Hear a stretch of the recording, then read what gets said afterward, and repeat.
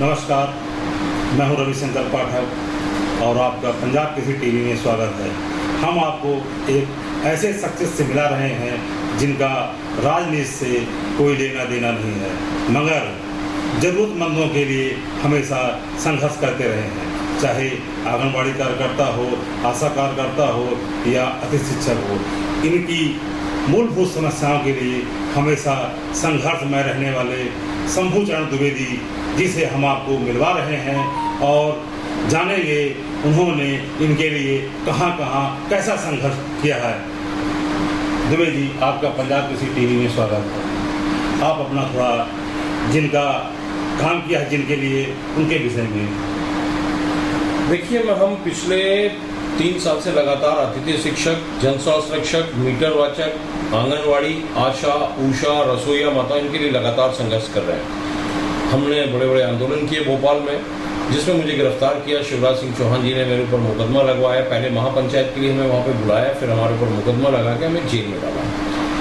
हमारा नित्य प्रयास है, जितने जरूरतमंद हैं, मैं गरीब लोगों के लिए संघर्ष करता हूँ और दिन रात ये प्रयत्न कर रहा हूँ कि मैं किस तरह लोगों का अच्छा कर सकूं। लोग उम्मीद करते हैं, काम नहीं करते। मैं पहले जनता की सेवा करना चाहता हूं, उसके बाद जनता से कोई उम्मीद करना चाहता हूं कि मैं कोई राजनीतिक लड़ाई लड़ना चाहता हूं, पर पहले जनता की सेवा करना चाहता हूं। ये मेरा संकल्प है और इसी के साथ मैं लगातार प्रयास कर रहा हूं, मेहनत कर रहा हूं। हमने जो आंदोलन किए भोपाल में अतिथि शिक्षक में, उसमें शिवराज सिंह चौहान जी ने उनका मानदेय बढ़ाया था, 25% का आरक्षण दिया था, 9 साल की छूट दी थी। मैं प्रयत्न कर रहा हूं कि हमारे जो अतिथि शिक्षक हैं वो जल्द से जल्द नियमित हो जाए और मेरा संघर्ष अभी बहुत बड़ा होने वाला है। 26-27 विधानसभा सीटों पे उपचुनाव है, जिसमें दोनों सरकारों का वजूद टिका हुआ है। अगर 27 सीटों में से 25-20 सीटें भी जो भी जीतेगा वो सरकार में आ जाएगा। हमारा यही विरोध है, हम रद्द तैयार कर चुके हैं। अगर भारतीय जनता पार्टी चूंकि अभी सरकार में है, अगर उन्होंने हमारे अतिथि शिक्षकों को नियमित नहीं किया तो हम भोपाल में और ग्वालियर में उग्र आंदोलन के लिए बाध्य हो जाएंगे और इनकी सरकार का विरोध करेंगे। हमने 2018 के चुनाव में खुलकर विरोध किया था। हमारे पूरे मध्य प्रदेश में अतिथि शिक्षक, आंगनबाड़ी, आशा, ऊषा, रसोईया माताओं ने विरोध किया था। इसलिए उनकी सरकार, आप पता कर लीजिए, सर्वे करा लीजिए, कम से कम 30 से 32 सीटों में 3000, 4000, 7000, 5000 वोटों से भारतीय जनता पार्टी हारी है। वो हमारे ही कर्मचारियों के कारण था। इसलिए मैं फिर से आपके माध्यम से शिवराज सिंह चौहान जी को संदेश भेजना चाहता हूं कि आप हमारे अतिथि शिक्षकों को नियमित कर दो, क्योंकि वो योग्य है, पढ़ा लिखा है, शिक्षित है, लगातार प्रयत्न कर रहा है। 75% जो रिजल्ट आता है सरकारी स्कूलों में, वो हमारे अतिथि शिक्षकों के कारण आता है। हम वही प्रयत्न कर रहे हैं कि हमारे अतिथि शिक्षक नियमित हो गए। और कांग्रेस ने तो अपने वचन पत्र में शामिल किया था अतिथि शिक्षकों को कि जैसे ही हमारी सरकार बनेगी उसमें उनकी जो टीम थी, कमेटी बैठी होगी वचन पत्र में शामिल करने के लिए। वो ये जानते थे कि ये योग्य है, शिक्षित है, इसीलिए उन्होंने वचन पत्र में शामिल किया। लेकिन उन्होंने हमें सरकार बनने के बाद धोखा दिया, सरकार नहीं बनी। अब हम ये उम्मीद शिवराज सिंह चौहान जी से कर रहे हैं कि आप हमारे अतिथि शिक्षकों को नियमित करते हैं, अन्यथा हम आपका विरोध करेंगे और 27 सीटों में से 26 सीटों में हराने का काम करेंगे। अतिथि शिक्षकों को लेकर जहां नियमितीकरण की बात चल रही है, कांग्रेस सरकार ने भी वादा किया था कि इनका नियमितीकरण होगा, मगर अब इस मामले में इन्होंने शिवराज सिंह चौहान जी से भी यही उम्मीद की है। अब इनसे जानेंगे, इन्होंने आगे बात की है कि कैसे मैसेज जाएगा, क्या होगा, चुनाव में क्या रणनीति रहेगी।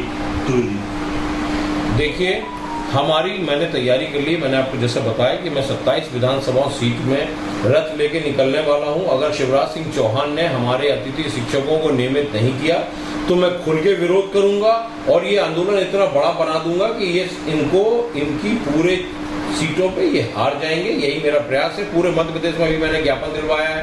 52 जिलों में हमारे जितने मध्य प्रदेश के अतिथि शिक्षक हैं, सब ने जाके अभी कलेक्टर को ज्ञापन सौंपा है, विरोध प्रदर्शन दर्ज कराया है। शिवराज सिंह चौहान जी को ज्ञापन सौंपा है गुना में, सिंधिया जी को ज्ञापन सौंपा है। सिंधिया जी से भी मेरा निवेदन है, क्योंकि सिंधिया जी ने ये कहा था जब वो कांग्रेस सरकार में थे, तो उन्होंने कहा था कि मैं अतिथि शिक्षकों के लिए सड़कों पर उतरूंगा। तो मैं आपके माध्यम से आह्वान करना चाहता हूं, अगर उन्होंने ये कहा था कि वो सड़कों पे उतरेंगे तो अब मैं रथ लेके निकल रहा हूं। अगर उनका राजनीतिक स्वार्थ नहीं था, वो राजनीतिक स्वार्थ सिद्ध नहीं करना चाहते थे, तो अब वो सड़कों पे उतरे और हमारे अतिथि शिक्षकों को नियमित कराएं।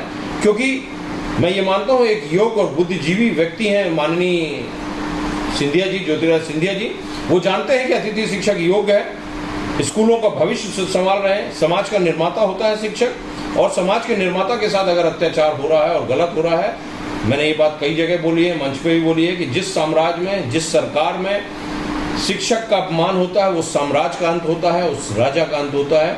मैं शिवराज जी, आपके माध्यम से शिवराज जी को ये संदेश पहुंचाना चाहता हूं कि अभी भी समय है, आप अतिथि शिक्षकों को नियमित कर दें, अन्यथा हम आपका विरोध करेंगे। टाक विद के लिए, पंजाब केसरी टीवी के लिए, रविशंकर पाठक के लिए।